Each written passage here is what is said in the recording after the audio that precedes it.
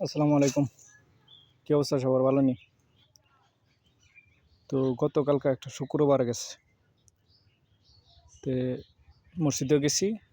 আমার পাড়াপড়শি এক নানা আছে, তার একটা স্বভাব হইল হয় মসজিদে আইয়াই ঘুমাইব। তো আগেকার নিয়মের মতো গতকালকে আইছে মসজিদে আইয়াই ঘুমাইতেছে। কেউ আর ডাক দিছে না।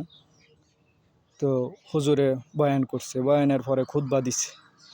খুতবার পরে হুজুর যখন আল্লাহু আকবার করে নামাজে দাঁড়াইছে, উনি তড়িঘড়ি করে উঠটা নামাজ পড়ছে।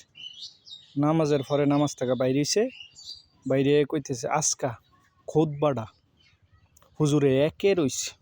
আমি কেমনে বুঝলেন একে রইছে? আপনি তো ঘুমাইছেন। আরে বেটা ঘুমাইছি না বেটা, একে রইছে। তো আপনি বুঝলেন কেমনে একে রইছে? খালি কইন একে রইছে, সহিন খুতবা হয়েছে, দিলে লাগার মতো খুতবা হয়েছে, নানান কথা। আমি বুঝলেন কেমনে? আমি হুজুরে খুতবা স্বপ্নের মেজে শুনতাছিলাম।